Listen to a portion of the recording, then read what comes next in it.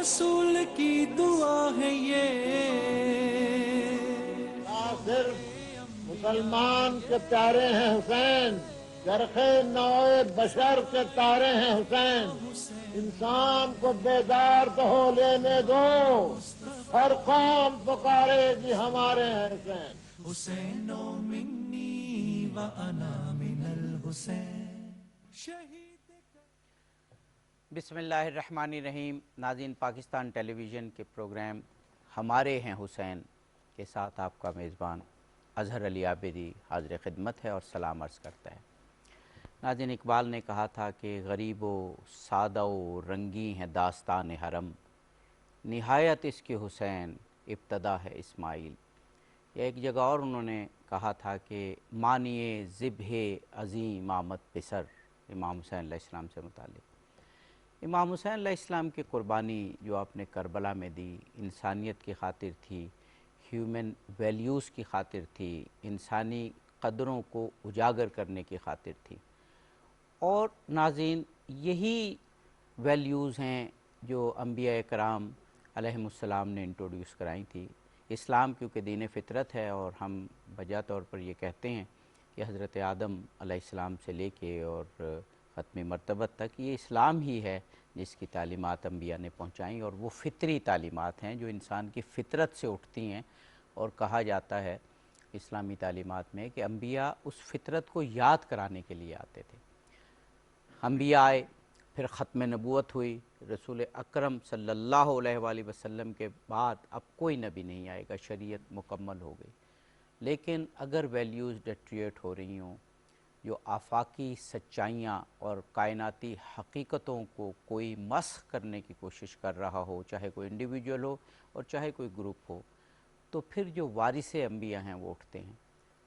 और इमाम हुसैन अलैहिस्सलाम जो विरासत अंबिया रखते थे, अंबिया के वारिस थे, वो फिर उठे और करबला बपा की। आज इसी पर गुफ्तगू होगी कि इमाम हुसैन अलैहिस्सलाम ने दरअसल अंबिया की विरासत को हासिल किया, लिया और फिर मुआशरे में वैल्यूज़ को बचाया। नाज़रीन, यही वजह है कि इमाम हुसैन अलैहिस्सलाम की याद आज पूरी दुनिया में मनाई जा रही है। मजालिस और महफ़िल बर्पा हो रही हैं, जुलूस अज़ा निकाले जा रहे हैं और अपने अपने रंग में मसाजिद में, इमाम बारगाहों में, दीगर इबादत गाहों में आपको याद किया जा रहा है। इसीलिए एक याद दहानी भी आपको करवाना चाहते हैं कि उलमा इकराम ने और सेहत के माहिरीन ने खुसूसी SOPs जारी की हुई हैं। पेंडेमिक जो मौजूदा पूरी दुनिया में ये जो आलमी वबा चल रही है कि आप जिन महफ़िल में जाएं कम अज़ कम फ़ासला मेंटेन करें। जो माहिरीन सेहत ने कहा है 3 से 6 फुट का, मास्क ज़रूर पहनें और जुलूस हों, मजालिस हों, महफ़िल हों, कोशिश करें ऐसी जगह पर करें जहाँ वेंटिलेशन बहुत अच्छी हों। आप हमारी स्लाइड्स पर भी बार बार ये SOPs देखेंगे। आपसे गुजारिश है कि जो उलमा इकराम हैं उनकी हिदायत की रोशनी में, माहिरीन सेहत ने जो रिकमेंड किया उसकी रोशनी में इन SOPs को ज़रूर फॉलो कीजिए। इमाम हुसैन अलैहिस्सलाम वारिस अंबिया हमारे साथ मौजूद हैं। इस मौजू पर गुफ्तगू के लिए हमारे अहद के ऐसे उलमा दानिश्वर जो तारीख़ पर, सीरत पर नज़र रखते हैं, हमारे साथ जनाब मौलाना मीर इश्तियाक अहमद साहब मौजूद हैं। PTV पर और दीगर चैनल्स पर आप तशरीफ़ लाते हैं, अहले इल्म लोगों में से हैं। हमारे साथ हारिस खलीक साहब मौजूद हैं। आप दानिश्वर हैं, लिखारी हैं, शायर हैं और कॉलम निगार हैं, और इंशाअल्लाह हम इनसे भी करबला की इस कुर्बानी के हवाले से गुफ्तगू करेंगे। एक और शख्सियत हमारे साथ मौजूद हैं, प्रोफेसर डॉक्टर ज़हीर अब्बास साहब।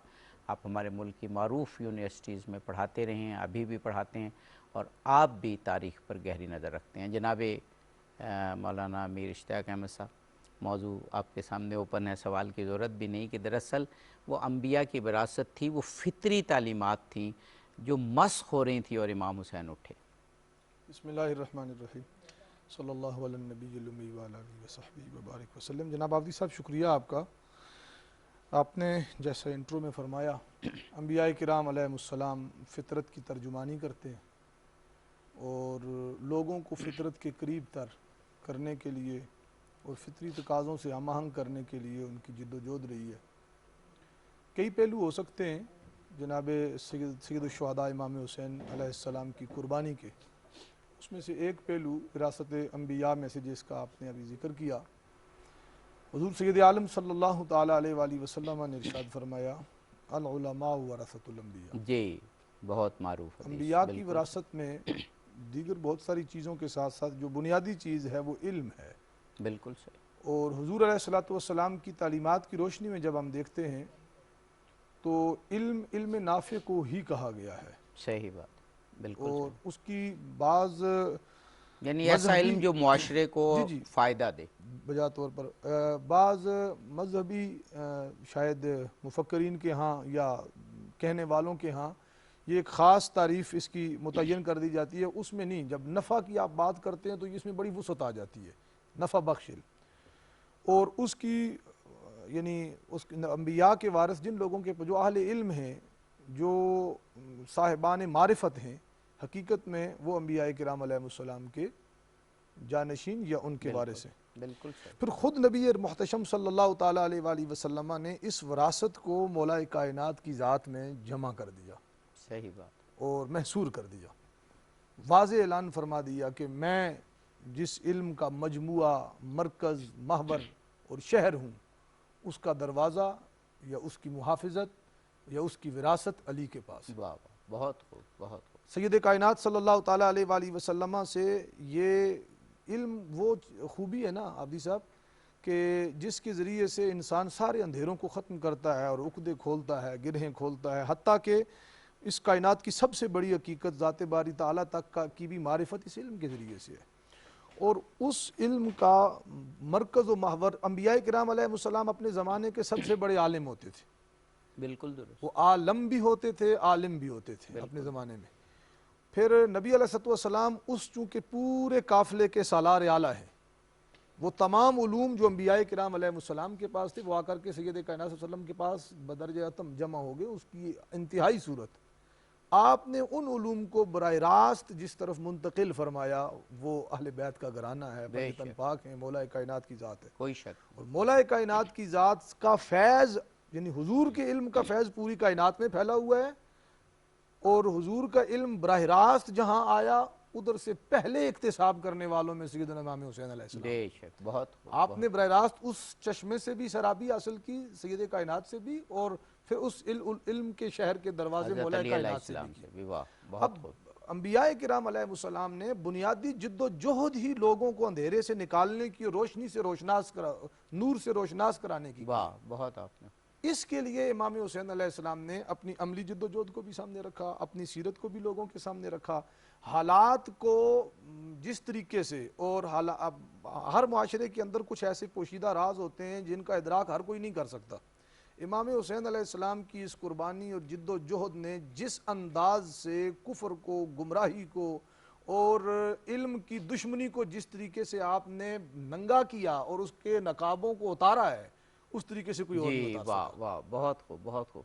جناب حارث خلیق صاحب، گفتگو کو آگے بڑھاتے ہوئے بڑی ایک جامع بات آپ نے کی کہ دنیا میں جو فضیلت ہے وہ تو علم ہی کی وجہ سے ہے، لیکن مجھے مولا کائنات کا ایک قول بھی یاد آ رہا ہے کہ جب علم آتا ہے تو وہ عمل کو دعوت دیتا ہے، اور اگر عمل اس پہ لبیک نہیں کہتا تو علم بھی رخصت ہو جاتا ہے، تو علم و عمل ہی ہیں جو انبیاء کی وراثت ہیں، اور وہ ہیومن ویلیوز ہیں جو اس پر استوار ہوتی ہیں۔ تو امام حسین کا جہاد دراصل ان انسانی قدروں کی ریوائیول کے لیے تھا جو کائناتی ہیں۔ جی عابدی صاحب بہت شکریہ، میرا خیال ہے کہ مولانا صاحب نے بہت ہی اہم بات کی ہے، اندھیرے اور روشنی کی، اور علم نافع کا جو انہوں نے تذکرہ کیا اس سے یہ ثابت ہوا کہ نفع تبھی ہوگا علم میں جب عمل ہو، بالکل، اور اگر آپ باعمل نہیں ہیں تو ظاہر ہے کہ وہ علم پھر کسی کام کا نہیں ہے۔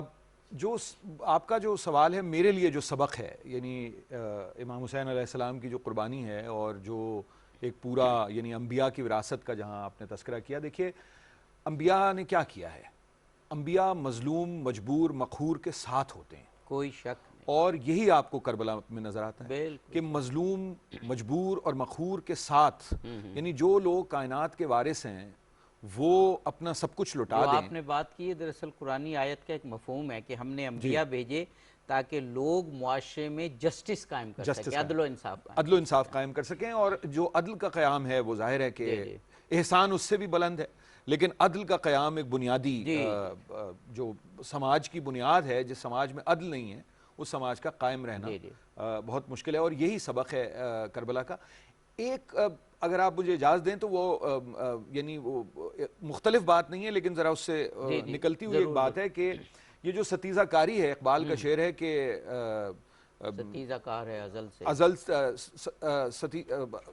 چراغ مصطفی سے شرار بولہبی، ستیزہ کار رہا ہے ازل سے تا امروز چراغ مصطفی سے شرار بولہبی۔ تو یہ ایک ایک سٹرگل ہے، یہ جو ایک جدوجہد ہے خیر اور شر کے مابین، نیک اور بد کے مابین، ظلم اور عدل کے مابین، یہی وراثت ہے، یہی وراثت انبیاء ہے۔ اور میرا خیال ہے کہ اس کا جو کلمنیشن ہے وہ امام حسین کی قربانی ہے۔ بہت خوبصورت بات آپ نے کی، بہت خوبصورت۔ حق و باطل کی جنگ دراصل فطری جو ہماری سچائیاں ہیں، کائناتی حقیقتیں، ان کے درمیان اور پھر شیطان کس کے ساتھ ہونا ہے، یہ بڑی اہم بات، یعنی ملوکیت کو، مطلق الانانیت کو چیلنج کرنا ہے، کس کے ساتھ کھڑا ہونا ہے، کمزور کے ساتھ، مجبور کے ساتھ، مظلوم کے ساتھ۔ یہی وراثت انبیاء۔ جی ڈاکٹر صاحب آپ بھی فرمائیے اسی سوال کے جواب میں۔ بسم اللہ الرحمن الرحیم۔ ہزار بار شویم دہن بمشک و گلاب، ہنوز نام تو گفتن بے ادبیست۔ ہماری کیا مجال ہے کہ سید الشہداء، نواسہ رسول اور پسو بطول و مرتضیٰ کے شان میں لب کشائی کریں، لیکن یہ انہی کا صدقہ ہے کہ ان کے بارے میں ہماری زبانیں جاری ہیں اور ہمارا بھی نام ان ذکر کرنے والوں میں شامل ہو رہا ہے، ہماری سعادت ہے۔ امام حسین علیہ السلام نے جو وصیت نامہ حضرت محمد ابن حنفیہ اپنے بھائی کے نام تحریر فرمایا، اس میں اپنے مقصد کو بہت واضح کیا، اور یہ مقصد کا واضح کرنا بتا رہا ہے، یعنی اس میں یہ الفاظ لکھے ہیں کہ میں اسلام کو مانتا ہوں، مسلمان ہوں، اور میں رسول خدا کو مانتا ہوں، یعنی بیک گراؤنڈ بھی بتایا ہے، قیامت کو مانتا ہوں، قیامت کو مانتا ہوں، سزا و جزا کو سزا و جزا پہ یقین رکھتا ہوں، یعنی ماحول کچھ اس طرح کا بنا دیا گیا تھا کہ امام علیہ السلام کو یہ تک کہنا پڑا۔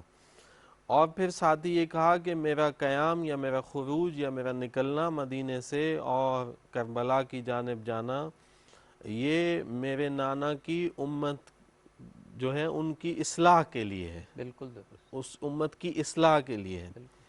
اب وراثت انبیاء کی اگر ہم بات کریں تو عام طور پر وراثت دو طرح کی ہے، ارث یا میراث یا وراثت دو طرح کی، ایک مادی میراث ہے یا مادی وراثت ہے، اور ایک معنوی وراثت ہے۔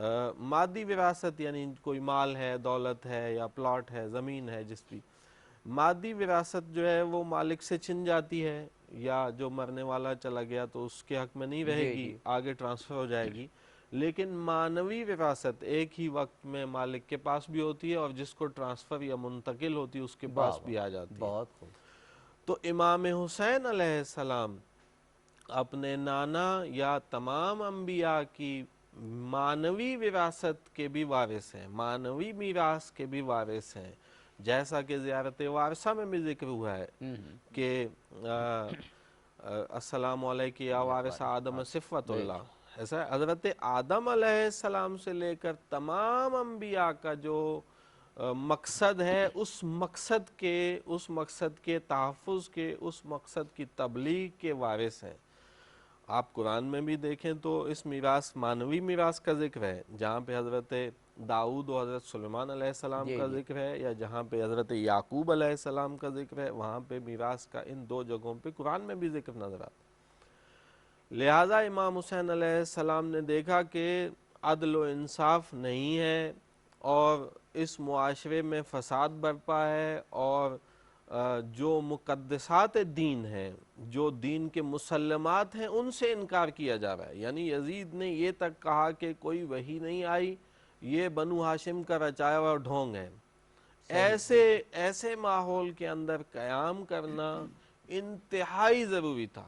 حالانکہ اگر مکہ میں دیکھا جائے تو جب امام حسین علیہ السلام مکہ میں موجود تھے تو حضرت عبداللہ ابن عباس نے، حضرت عبداللہ ابن عمر نے، پھر ان کے اپنے جو چچازاد ہیں حضرت عبداللہ ابن جعفر طیار، انہوں نے حضرت زینب علیہ السلام کے جو شوہر ہیں، ان تینوں بڑی شخصیات نے، باقی شخصیات کے علاوہ ان تینوں شخصیات نے بھرپور زور لگایا، اور حتیٰ مکہ کے گورنر نے پہلے ایک جو ہے وہ ایک دستہ بھیجا جن سے نیزے کی جھڑپ بھی ہوئی، اور اس کے بعد جو ہے وہ اس نے خط بھی لکھا کہ میں آپ کو امان دیتا ہوں، آپ یہاں آئیں۔ تو اس کے بعد حضرت امام حسین علیہ السلام نے حضرت عبداللہ ابن جعفر سے کہا کہ میرے نانا نے مجھے جو وصیت کی ہے میں اس پہ عمل کرنے جا رہا ہوں، اور وہی یعنی آپ نے اسی تسلسل میں بات کی، وہی میراث انبیاء ہے، وہی میراث محمد مصطفیٰ صلی اللہ علیہ وآلہ وسلم، جس کے دفاع کے لیے جی جناب مولانا، اب آپ کیا سمجھتے ہیں کون کون سی ایسی خصوصیات، پہلے تو انفرادی طور پر بتائیے اور پھر اجتماعی طور پر، جو انبیاء نے معاشرے میں راسخ کی تھی اور وہ مٹ رہی تھی کہ امام حسین علیہ السلام اس کی وراثت کو بچانے کے لیے بھی اور وراثت کے طور پر بھی نکلے؟ عبدی صاحب جو عرض سے بات کر رہے تھے اس کو ساتھ ملاتے ہوئے میں بات کو آگے بڑھانا چاہتا ہوں کہ آپ مظلوم کے ساتھ کھڑے ہوئے، آپ دیکھتے ہیں جناب سیدنا ابراہیم علیہ السلام کی جد و جہد تو بڑی طویل ہے، لیکن اس میں سے جو چیز ہمیں خلاصے کے طور پہ بیان ہوتی ہے اور ہم کہتے سنتے ہیں وہ نمرود کے خلاف آپ کا خروج یا جہاد یا قیام ہے، جناب موسیٰ علیہ السلام کا اسی طریقے سے فرعون کے خلاف، اور یہ چیزیں قرآن مجید کے ٹیکسٹ کا حصہ ہیں۔ وقت کے سب سے بڑے جابر سے ٹکر لی، حالات کی پرواہ نہ کی۔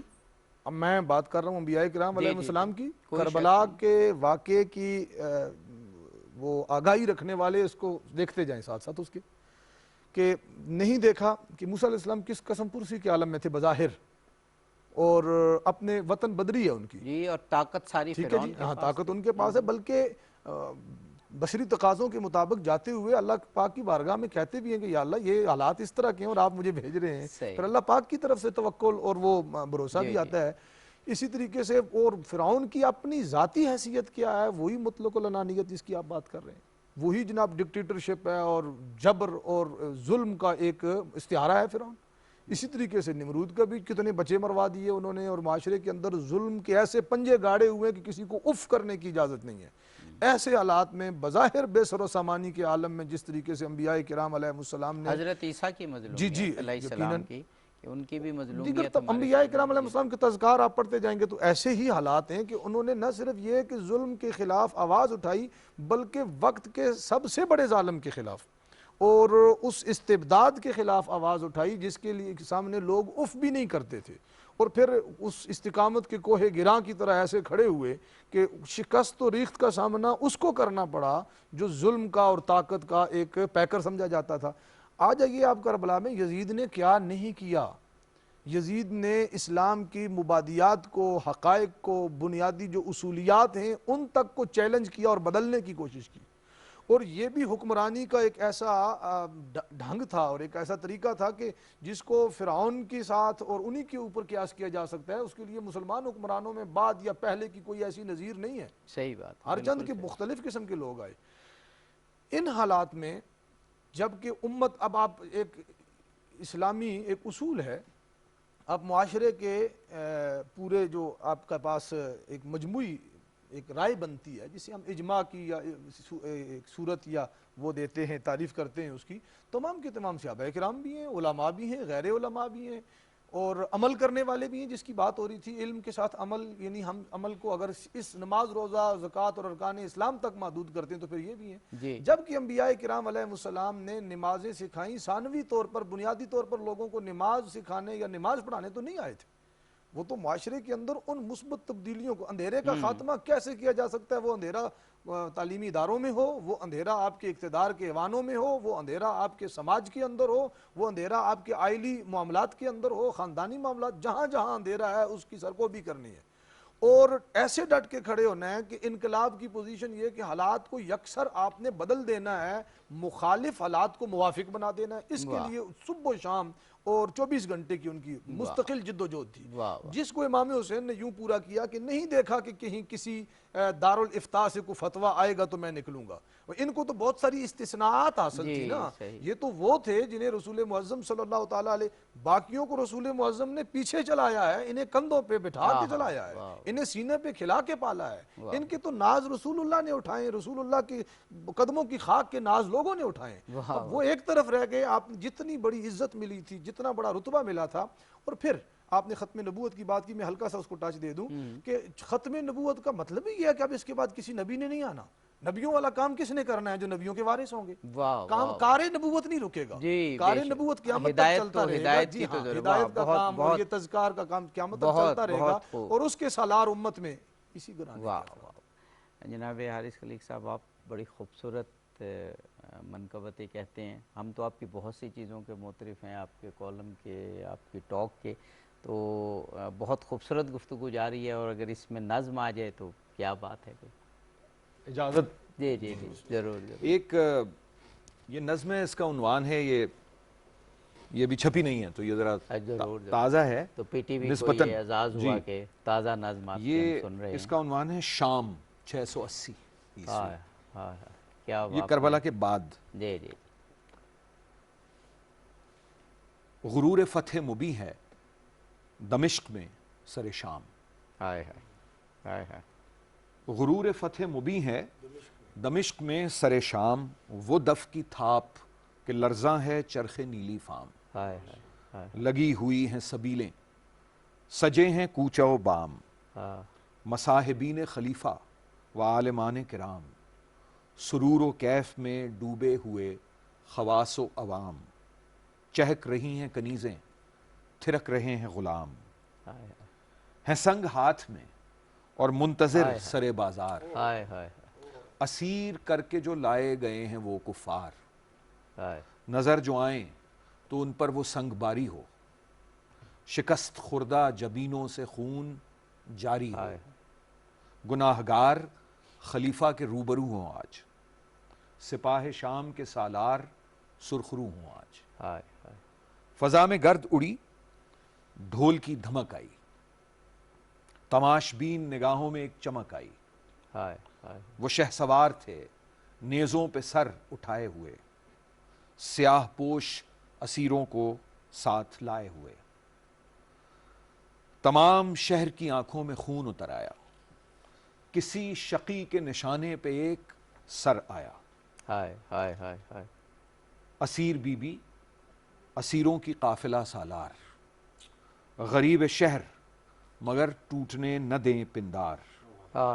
بپھر کے بولی سیاہ بخت بدنہاد ہو تم، بپھر کے بولی سیاہ بخت بدنہاد ہو تم، سگان بغض ہو ناشاد نامراد ہو تم. یہ جانتے ہو کہ کس سیب کا گوہر ہے یہ، حسین ابن علی کا بریدہ سر ہے یہ کاسہ سر ہے. کیا بات. یہ جانتے ہو کہ کس سیب کا گوہر ہے، کیا بات ہے، کیا حسین ابن علی کا بریدہ سر ہے یہ کاسہ سر ہے جو تم پہ بھاری ہے، امیر شہر پہ تا حشر خوفداری ہے. واہ واہ واہ واہ واہ، کیا بات ہے، کیا بات ہے.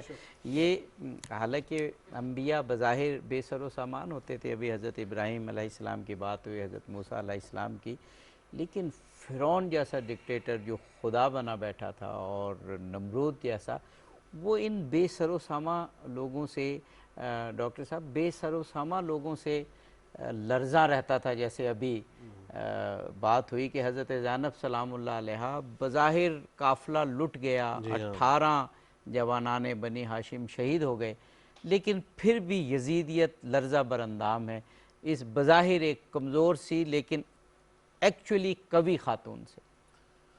حضرت علامہ اقبال نے فرمایا تھا کہ تا قیامت قطع استبداد موج خون اونچا من ایجاد کر.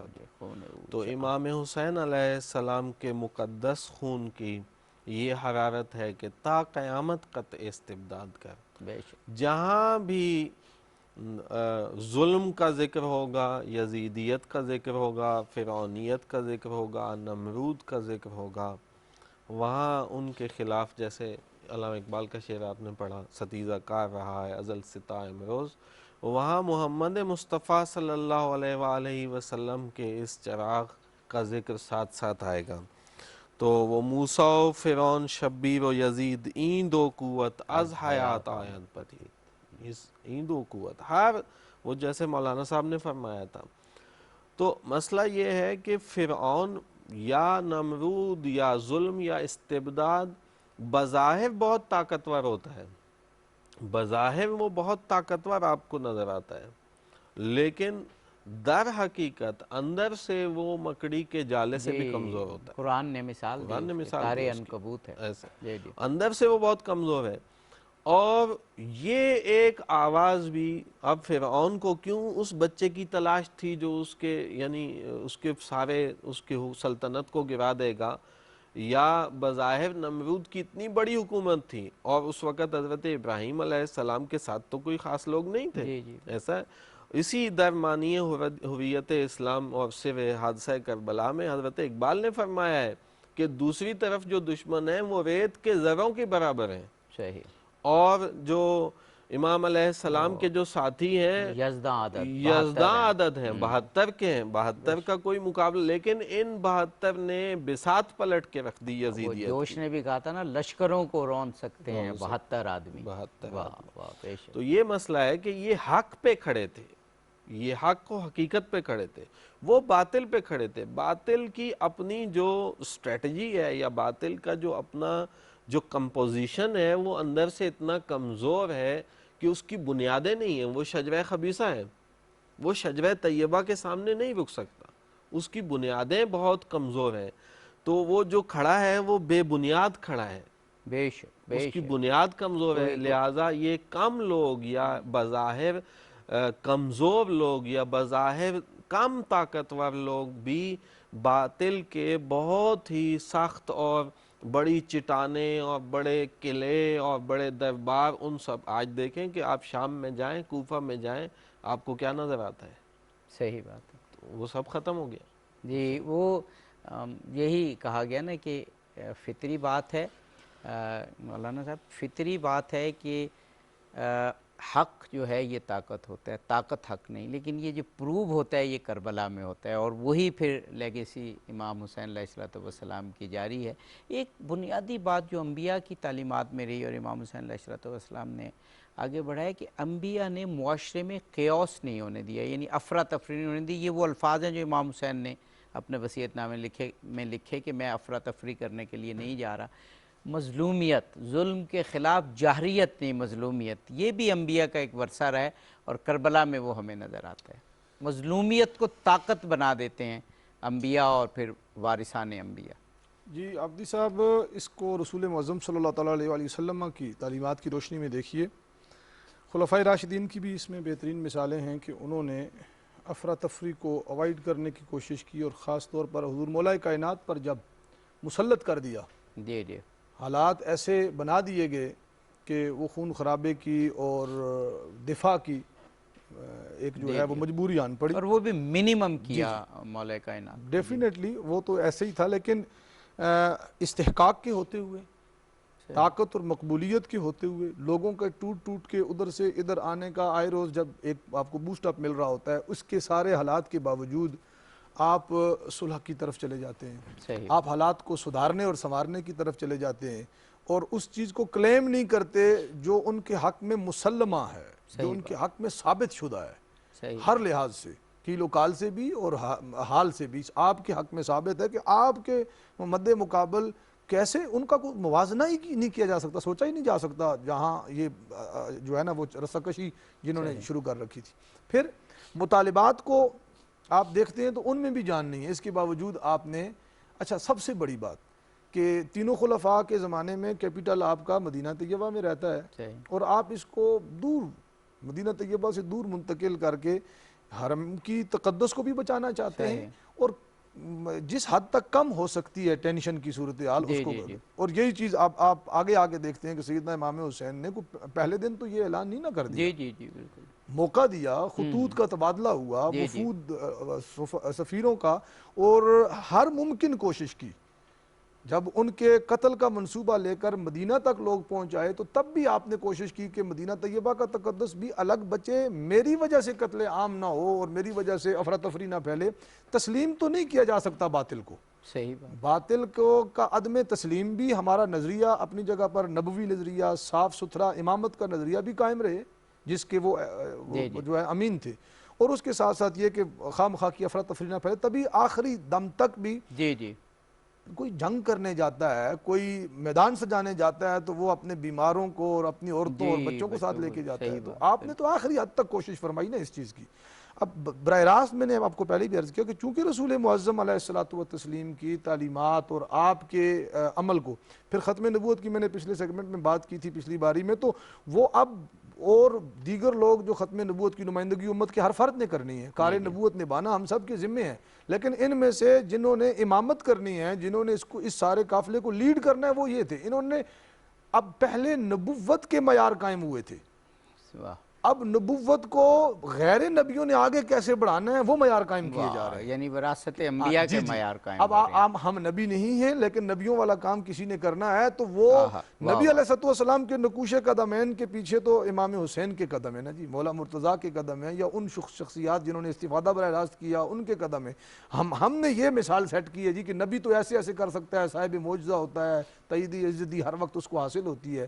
تو جب آپ عام حالات میں آپ دی صاحب قیامت بھی آ جائے گی نا، اسلام پہ کربلا جیسا وقت تو نہیں آئے گا نا. جی صحیح قیامت بھی حالات آج کل دیکھیں دنیا میں کتنی بڑی یہ میڈیا وار ہے، فلاں ہے، اسلام کے خلاف. کربلا ہمیشہ ایک ٹاورنگ مشعل راہ رہے گی ڈیفینیٹلی کہ آپ ہم جہتی حملے ہیں آج بھی، لیکن اس کے باوجود ان کو کربلا سے تشبیہ تو نہیں دی جا سکتی. مشکل ترین حالات میں رسول معظم نے اپنے بچے کو کھڑا کر کے، اپنے بیٹے کو کھڑا کر کے کہا کہ اس سے مشکل حالات کبھی نہیں آنے، ان کو دیکھ لو.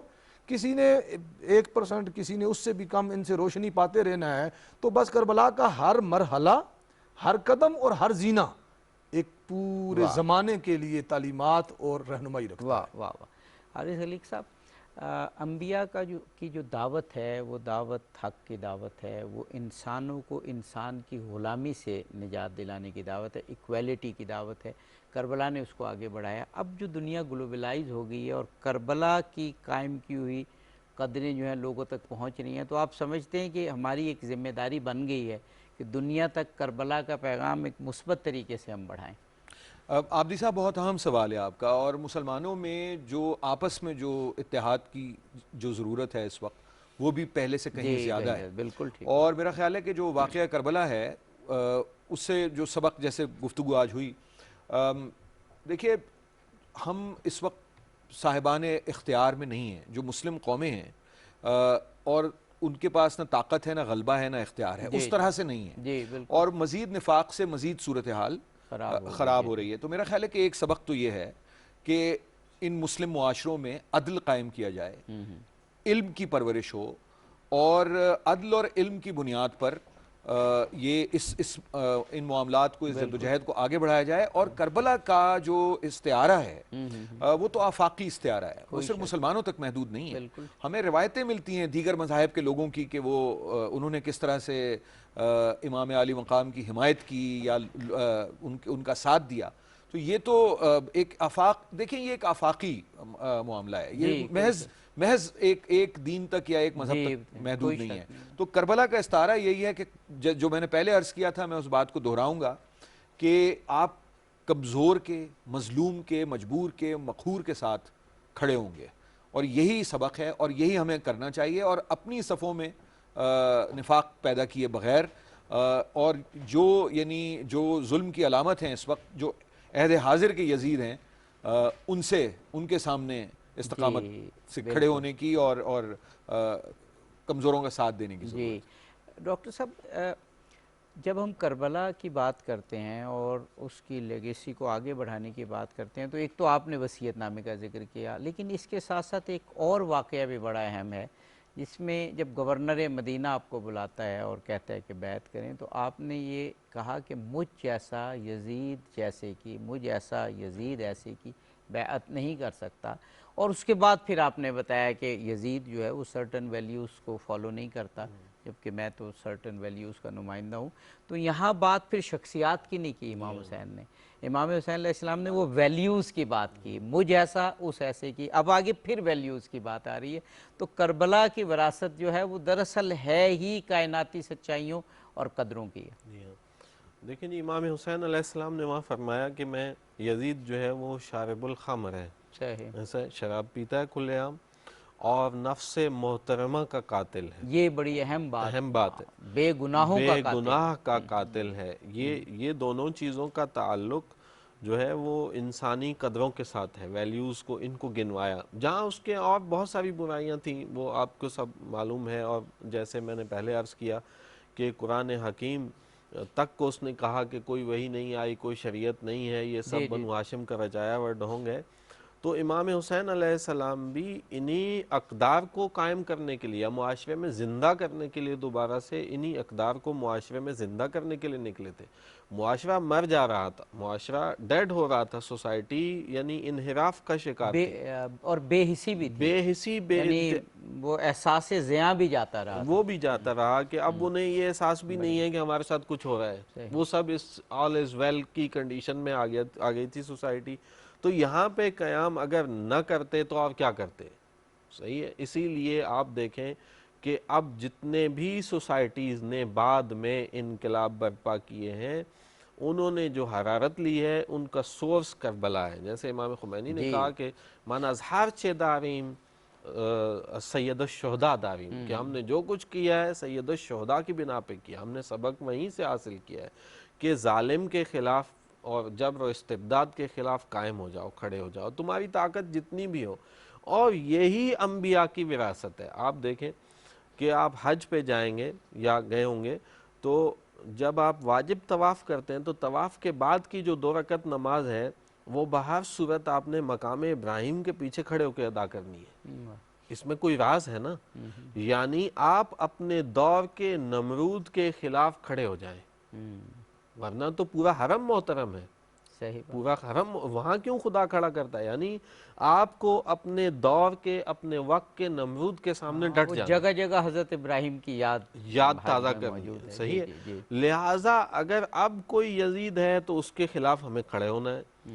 اور اس سے پہلے جو بات آپ کر رہے تھے کہ ہماری سوسائٹیز میں جو نفاق ہے یا جو تفریق ہے یا جو فرقہ واریت ہے، کربلا نقطہ اجتماع ہے، کربلا نقطہ اتحاد ہے، کربلا اتحاد کا سورس ہے. اور اس میں جو چند شر پسند موجود ہیں وہ کسی بھی صف میں ہوں، وہ شرارتی لوگ کسی بھی صف میں ہوں، کربلا کے وارث نہیں، کربلا کے وارث نہیں ہیں، بلکہ وہ یزید کے وارث ہیں. کیونکہ یزیدیت کا مشن جو ہے وہ نفاق پھیلانا ہے. یزید نے جو اپنا مثلا اقتدار قائم رکھا، اس کا طریقہ یہ تھا کچھ کو مار دو، کچھ کو پیسے دے دو، کچھ کو لڑا دو تاکہ میرا اقتدار مضبوط ہو. تو اس کا تعلق امام حسین علیہ السلام سے یا کربلا سے نہیں ہے، اس کا تعلق یزید سے. وہ مجھے پھر اس بات پہ افتخار عارف کا ایک شعر یاد آ رہا ہے کہ کوئی بھی ہو، کسی طرف کا ہو، کسی نسب کا ہو، جو تم سے منحرف ہوا وہ معتبر نہیں رہا. جناب مولانا اب ہمارے 3-4 منٹ ہیں لاسٹ، یعنی آپ اس کو کیسے سم اپ کریں گے کہ کربلا دراصل ایک احساس کا نام ہے، احساس فطرت کا احساس، اعلیٰ قدروں کا احساس، سچ کا احساس، اور باطل کے سامنے چاہے کچھ بھی ہو نہ جھکنے کا احساس. عبدی صاحب، کربلا کے وہ جو حالات ہیں نا اس سے قبل کے، اس میں جب آپ گہری نظر سے دیکھتے ہیں، نبی علیہ السلام کے نظام اور آپ کے بپا کیے ہوئے اس اسلام کی محافظت سب سے بڑی چیز ہے نا. انبیاء آئے، ایک مشن لے کے آئے، اور اس مشن کی خاطر بہت ساروں نے اپنی جان تک کی قربانی دے دی. وطن سے نکلنا اور نکالا جانا، جلا وطن ہونا، تو یہ تو معمولی سی باتیں تھیں، لیکن ان کی جان تک کو بھی لے لیا گیا. قرآن مقدس اس بات پہ گواہ ہے. امام حسین علیہ السلام نے بالکل اسی طریقے سے آپ دیکھیے کہ پہلے صرف حق کی پہچان کے لیے لوگوں کو بتایا، جس کا ذکر ڈاکٹر صاحب کر رہے تھے کہ وہ یہ کرتا ہے اور ہم یہ کرتے ہیں. موازنہ دیا کردار کا کہ ہمارا یہ کردار ہے، ہمارا یہ نظریہ ہے، ان کا یہ نظریہ ہے. پھر اس کے بعد آپ نے اپنے گھر بار کو چھوڑنے کی بھی کئی ایک وجوہات ہو سکتی ہیں، لیکن یہ انبیاء کرام علیہ السلام کی سنت کے بالکل مطابق سید عالم صلی اللہ علیہ وسلم کو بھی مکہ سے مدینہ جانا پڑا، ہر چند کہ آپ کی مکہ سے محبت مسلم ہے، اور آپ نے جاتے ہوئے بھی وہ ارشاد فرمائی ہے، آپ اپنے والدہ اور اپنے نانا جان کے روزہ اطہر کی حاضری کو اور ان ساری چیزوں کو اور حرمین شریفین کو چھوڑ کے ادھر تشریف لے جاتے ہیں۔ پھر اس کے بعد آپ دیکھتے ہیں کہ آخری دم تک آپ کا غیظ و غضب اور ذاتی غصہ کسی جگہ پہ غالب آپ کو نظر نہیں آتا، بالکل بالکل، یعنی حضور علیہ السلام اور پھر حضور مولا کائنات کی بے شمار مثالیں کہ عین حالت جنگ میں غلبے کی حالت میں بھی آپ اپنے ذاتی اس بغض یا کیا کہتے ہیں غصے کو آپ غالب نہیں ہونے دیتے، بلکہ کچھ ویلیوز یہاں تک کہ مولا مرتضیٰ کے سامنے ایک عجیب بات ہے، بے شک آپ کے سوال سے متعلق نہیں ہے لیکن میرا بھی ذوق چاہ رہا ہے اور ناظرین کو بھی ایسے ہی کہ مولا مرتضیٰ کے سامنے عین غلبے کی حالت میں اگر برہنہ ہو جاتا ہے ان کا دشمن تو مولا منہ پھیر لیتے ہیں، تلوار نیچی کر لیتے ہیں کہ یہ علی کی شان نہیں ہے کہ وہ کسی ننگے بندے پر حملہ کرے۔ تو دشمن کے ساتھ دشمنی یا اس کے ساتھ مقابلہ کرنے کے بھی اصول اس گھرانے نے اور انہوں نے اور ان کے بزرگوں نے دیے ہیں۔ آپ ان تمام اصولوں کو قائم رکھتے ہوئے اپنے اس نبوت کے جو وراثت کا ایک سٹینڈرڈ اور ایک جو معیار ہے اس کو کسی جگہ پہ بھی جانے نہیں دیتے، آخری وقت میں سب کو قربان کر کے بھی آپ پھر انہیں موقع دیتے ہیں، نصیحت فرماتے ہیں، توبہ کی اجازت دیتے ہیں، اور اس کے باوجود جب مسلط کر دیا جاتا ہے آپ کے اوپر تو آپ اپنے دفاع میں لڑتے ہوئے جان تک دے دیتے ہیں، لیکن نظریے پہ سچائی پہ کوئی کمپرومائز نہیں کرتے۔ حارث خلیق صاحب، ڈاکٹر صاحب، آپ کیونکہ انٹلیکچوئلز ہیں، مولانا صاحب، تو آپ کی بات لوگ سنتے ہیں، میں چاہ رہا ہوں کہ جتنے اجتماع ہونے جا رہے ہیں تو آپ چند لفظ SOPs کے حوالے سے فرما دیجئے کہ لوگ بات آپ کی سنیں اور پھر عمل کریں۔ میرا خیال ہے کہ بہت آپ نے اہم بات کی، جو بالکل تمام احتیاطیں ہیں، یہ اصل میں اسٹوڈیو میں لگتا ہے کہ ہم لوگ بہت نزدیک بیٹھے ہوئے ہیں، ہم نے بھی کچھ ذرا فاصلہ رکھا ہے، اور یہ جو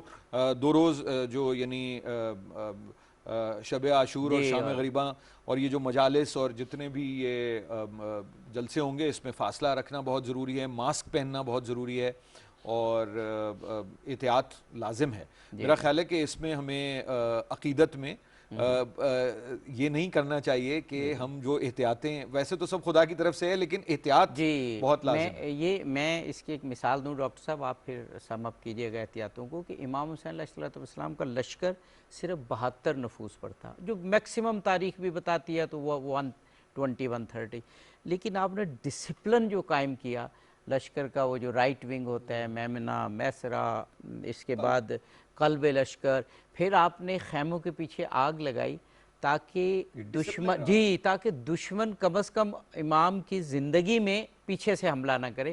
یہ بتا رہا ہے کہ بالکل ایسی حالت میں بھی ڈسپلن نہیں چھوڑنا، تو یہ SOPs بھی تو کربلا سے ہم یہ والے ڈسپلن سے سیکھ سکتے ہیں۔ یہ جو توکل کی ایک غلط ڈیفینیشن کی جاتی ہے کہ لاپرواہی کر دی جائے اور پھر کہیں کہ توکل بڑا خوبصورت بات کی کہ توکل کا مطلب لاپرواہی نہیں، بہت اچھا۔ تو آپ مکمل حفاظت کریں، مکمل احتیاط کریں، اور اس احتیاط میں جو آپ عزاداری کریں گے، جلوس میں جائیں گے، اس میں یا محافل ہیں مسجدوں میں، امام بارگاہوں میں، اس احتیاط سے جب آپ کریں گے، ڈسپلن سے کریں گے، تو آپ کو خود بھی قلبی سکون ہوگا، اور آپ روحانی اعتبار سے بھی امام حسین علیہ السلام کے قریب ہوئیں گے، کیونکہ ویلیوز میں ایک اطاعت بھی ہے۔ جی، اطاعت ایک بہت بڑی ویلیو ہے۔ اور میں قطع کلام ہو رہا ہے، کمزوروں اور جو ضعیف لوگ ہیں ان کی حفاظت ان لوگوں پر فرض ہے جو جوان ہیں یا صحت مند ہیں۔ تو یہ جو موجودہ وبا ہے اس سے کمزوروں اور ضعیفوں کو زیادہ خطرات ہیں، تو بالکل ہمیں کیریئر بھی بننا چاہیے۔ اور کربلا ہمیں ڈسپلن سکھاتی ہے۔ میں نے ابھی عرض کیا نا کہ کیسے اس روز کو کہ جس میں شہید ہو جانا ہے بھی امام نے ڈسپلن کیا اور اطاعت کی، اور حضرت عباس کی ایسے بہادر کی اطاعت کے تو کیا کہنے۔ وہ افتخار عارف نے کہا تھا وفا امکان سے آگے نکل جائے تو عباس، کہ اس طرح سے ڈسپلن انہوں نے اطاعت کی کہ معیار بن گیا۔ بہت شکر گزار ہوں جناب مولانا میر اشتیاق احمد صاحب آپ کا، جناب حارث خلیق صاحب آپ کا، جناب پروفیسر ڈاکٹر ظہیر عباس صاحب آپ کا۔ کربلا وراثت انبیاء، امام حسین علیہ السلام وارث انبیاء، خوبصورت گفتگو آپ نے فرمائی۔ ناظرین، کربلا کی وراثت گویا ایک مکتب عشق کی وراثت ہے، ایک ڈسپلن کی وراثت ہے، کائناتی سچائیوں کی وراثت ہے۔ ایک بر صغیر پاک و ہند کے خوبصورت شاعر غالب نعمان افندی، انہوں نے خوبصورت شعر کہا تھا کہ حدیث عشق دو بابست کربلا و دمشق یکے حسین رقم کر دو دیگر زینب. اظہر علی عابدی اجازت چاہتا ہے. فی امان اللہ. شہید کربلا ہے یہ، رسول کی دعا ہے یہ. صرف مسلمان کے پیارے ہیں حسین، چرخ نوع بشر کے تارے ہیں حسین. انسان کو بیدار رسول کی دعا ہے یہ. صرف مسلمان کے پیارے ہیں حسین، چرخ نوع بشر کے تارے ہیں حسین. انسان کو بیدار تو ہو لینے دو، ہر قوم پکارے گی ہمارے ہیں حسین. حسین منی و انا من الحسین.